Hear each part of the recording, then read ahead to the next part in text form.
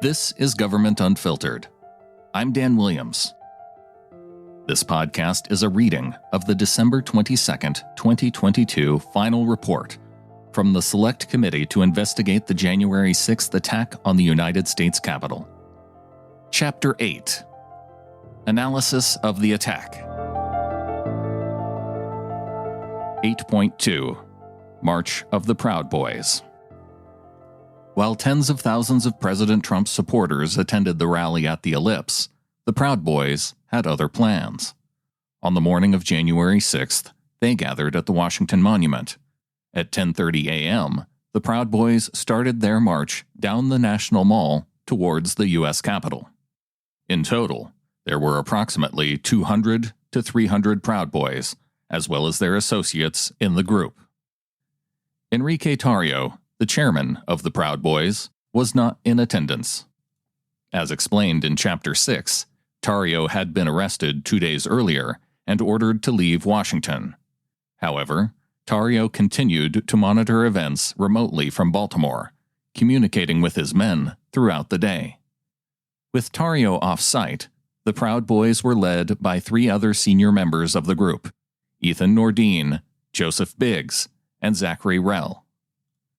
Ethan Nordine, a.k.a. Ruffio Panman, was a member of the Proud Boys Elders Chapter and president of his local chapter in Seattle, Washington. Nordine was regarded as the leader for January 6th after Tarrio was arrested. In the days leading up to January 6th, Nordine made ominous comments on social media. In conversations with his fellow Proud Boys, he argued that the presidential election was tainted by fraud and violence was a necessary remedy. For example, on January 4th, Nordine posted a video on social media with the title, "Let them remember the day they decided to make war with us." In another social media post on January 5th, Nordine warned, "We are coming for them." He added a telling line, "You've chosen your side, black and yellow teamed with red, white and blue against everyone else." The black and yellow is a reference to the Proud Boys, and when Nordine wrote the red, white, and blue, he likely meant the Trump supporters who would be in attendance for January 6th. Joseph Biggs, a.k.a. Sergeant Biggs, was a senior Proud Boys member and served as an event organizer for the group. Biggs previously worked with Alex Jones and InfoWars. In late December 2020, Biggs posted a message on Parler in which he explained that the Proud Boys will not be attending D.C. in colors. That is, unlike at previous events, the Proud Boys would not wear their branded black and yellow clothing, but instead seek to be inconspicuous. Biggs continued, "We will be blending in as one of you. You won't see us. You'll even think we are you. We are going to smell like you, move like you, and look like you. The only thing we'll do that's us is think like us. Jan 6th is gonna be epic." Tarrio posted a similar message, saying the Proud Boys would go incognito on January 6th. Consistent with this decision, Biggs was dressed in a plaid shirt, glasses, and dark hat as he led the march from the Washington Monument. Other Proud Boys dressed in a similar fashion. Zachary Rell, a.k.a. Captain Trump, was president of the local Philadelphia, Pennsylvania Proud Boys chapter. Like his comrades, Rell believed President Trump's big lie about the 2020 presidential election.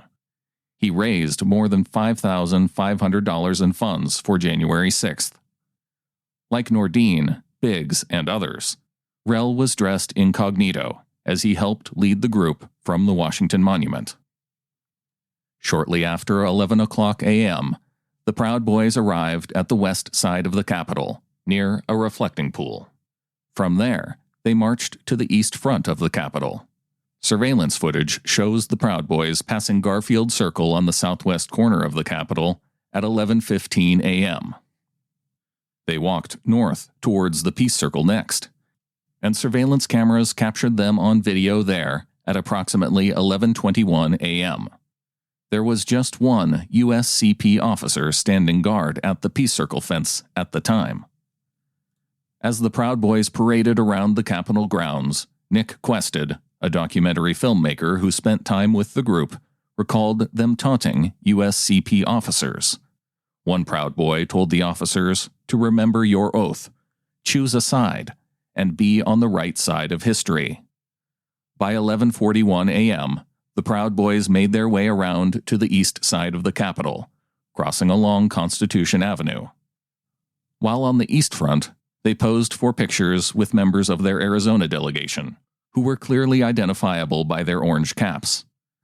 Then they walked back across the north side of the Capitol towards the National Mall, where they stopped to eat at food trucks. The Proud Boys stayed by the food trucks until they returned to the Peace Circle at approximately 12:49 p.m.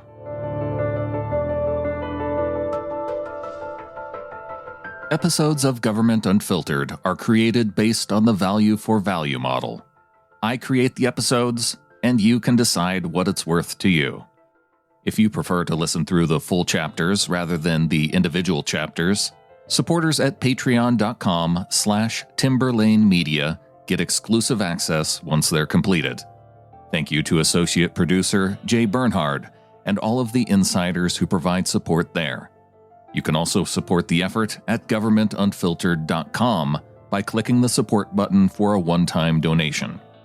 And you can click the contact button and ask for an address if you'd prefer to mail a check. Follow the show on Twitter at govunfiltered or on Facebook at facebook.com/governmentunfiltered. Thank you for listening.